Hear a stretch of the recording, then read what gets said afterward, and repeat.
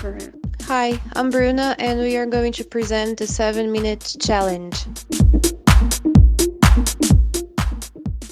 Are you ready? Okay, so here we go. We are going to talk about the Clerk's Tale, taken from the Canterbury Tales, a vivid microcosm of 14th century society. Its wide range of characters are so realistically drawn that they were surely inspired in part by Chaucer's many varied experiences, his exposure to continental cultures, and contact with different people from all levels of society throughout his career. But before, we must talk a little about the author, Geoffrey Chaucer. He was born between the years 1340 and 1345. He was not a professional writer, but a courtier and civil servant who successfully served three kings in a long and varied career. Geoffrey Chaucer lived in a turbulent period of war, plague, social revolt, religious heresy, and murdered kings. But his society was also vibrant, creative, and increasingly literate, a time of resurgence for the English language as a literary medium. From 1374 to 1386, he was involved in diplomatic and secret missions to France and Italy for both Edward and his successor Richard II. He then served as a member of parliament for Kent, managing in 1388 to survive unscathed the undermining attacks on Richard II when many associates of the royal household were executed.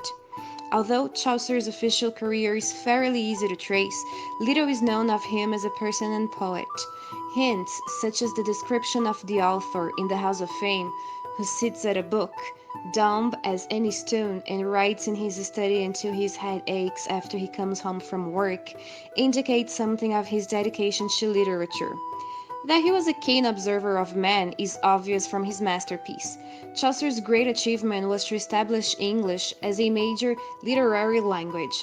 All of Chaucer's work are sophisticated meditations on language and artifice. Moving out of medieval world view in which allegory reigned, Chaucer developed a model of language in fiction premised on concealment rather than communication or theological interpretation, and his poetry has been loved for generations for its humanity and humor. But very few manuscripts of his works actually survive from the 14th century. Chaucer disappears from the historical record on the 1400s and is thought to have died soon after.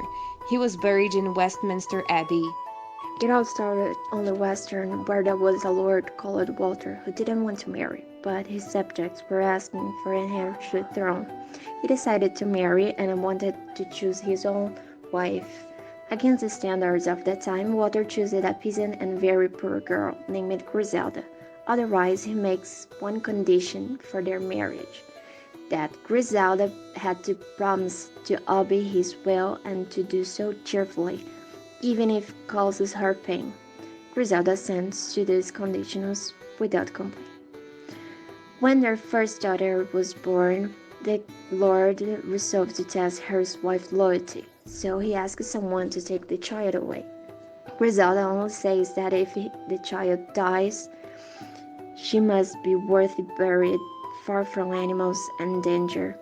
When Griselda bears a son, Walter wants to test her again, saying that she must give up her son. She accepts his decision without complaining again.